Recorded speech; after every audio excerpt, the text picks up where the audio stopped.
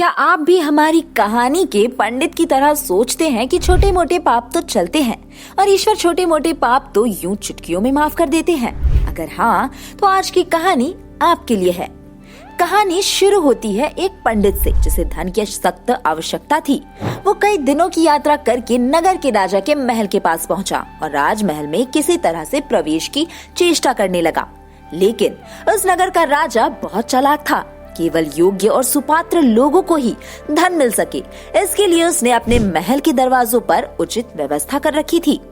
दरिद्र ब्राह्मण ने जैसे ही महल के पहले दरवाजे में प्रवेश किया, वहां तुरंत एक वेश्या निकलकर सामने आई।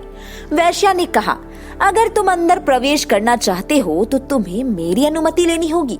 राजा ने पहले दरवाजे का अधिकार मुझे ही सौंपा है। मैं अभी काम पीड़ित हूँ, इसलिए अगर अभी तुम इस दरवाजे के अंदर आना चाहते हो तो मेरे साथ रमन करके पहले मुझे संतुष्ट करो। ब्राह्मण ने राम राम कहकर वेश्या को टाल दिया। ब्राह्मण ने पहले दरवाजे को अधर्म का द्वार समझकर दूसरे दरवाजे की तरफ मुख किया। लेकिन ये क्या, दूसरे दरवाजे के बाहर भी एक प्रहरी खड़ा था जो ब्राह्मण को देखते ही कहने लगा कि देखो, मैं इस दरवाजे का मुख्य रक्षक हूँ, इसलिए जान लो कि मुझे मांसाहार अति प्रिय है। अगर तुम मेरे साथ मांसाहार करो तो मैं तुम्हें इस दूसरे दरवाजे में जाने की अनुमति दे दूं। ब्राह्मण ने कहा, अरे नहीं, मैं तो वेद पाठी ब्राह्मण हूँ, तुम्हारे साथ तो क्या, मैं किसी के साथ मांसाहार नहीं कर सकता। अब वो तीसरे दरवाजे पर पहुँचा तो देखा यहाँ तो मदिरा और प्याले लिए लोग बैठे हुए हैं। ब्राह्मण तुरंत समझ गया और अब वो सीधे चौथे दरवाजे पर पहुंच गया जहां कुछ लोग जुआ खेल रहे थे। जुआरियों ने जैसे ही उसे देखा मुस्कुराते हुए कहा, देखो ब्राह्मण, ये द्वार तो जुआरियों के लिए आरक्षित है, इसलिए इससे केवल वही जा सकता है जो हमारे साथ जुआ खेलने बैठेगा। अब ब्राह्मण सोच में पड़ गया, मन ही मन कहने लगा, धन की बड़ी आवश्यकता है, ऐसे में चारों दरवाजों पर धर्म विरोधी शर्तें हैं, मैं क्या करूं? बच्चे प्रतीक्षा में हैं कि मैं कुछ धन लेकर आऊंगा।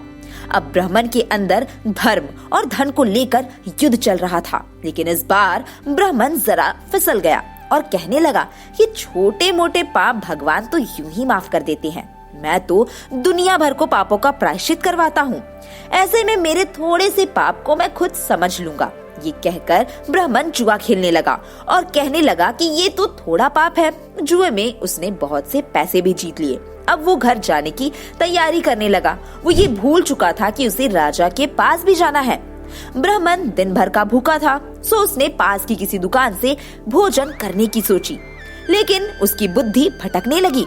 वो सोचने लगा कि रात में कौन देखता है, चलता हूँ दूसरे दरवाजे पर मांसाहारी खा लेता हूँ, पैसा भी खर्च नहीं होगा और स्वादिष्ट भोजन मिलेगा सो अलग। ब्राह्मण अब भोजन पचाने की जरूरत महसूस करने लगा, सो उन्होंने पान, बीड़ी, शराब की शरण लेनी सोची।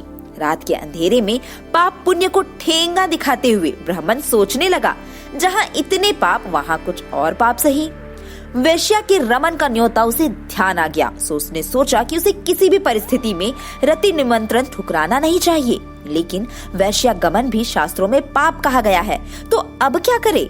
लेकिन अब ब्राह्मण कहाँ रुकने वाला था? वो सीधा वेश्या के दरवाजे पर पहुंचा और जुए में जीते सारे पैसे उसने अपने सुख के लिए वेश्या को दे दिए।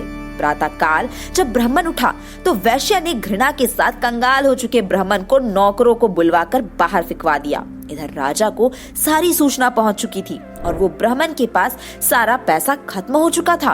वो दोबारा चारों दरवाजों पर गया। इस बार उसने खुद से कहा कि वो हर शर्त मानेगा, लेकिन इस बार उन सभी के नियम बदले जा चुके थे। एक बार फिर से सभी ने उसे दुत्कार दिया। जरा सा पाप करने में कोई बड़ी हानि नहीं है, यही समझने की भूल में ब्राह्मण ने धर्म के साथ सारा धन गवा दिया। तो दोस्तों, प्रवेश द्वार पर वो 4 दरवाजे काम, क्रोध, लोभ और मोह थे, जो जीव को जीवन भर तरह तरह से बहकाते हैं और जीव उनमें फंस जाता है और उसकी पुण्य रूपी सारी कमाई बर्बाद हो जाती है।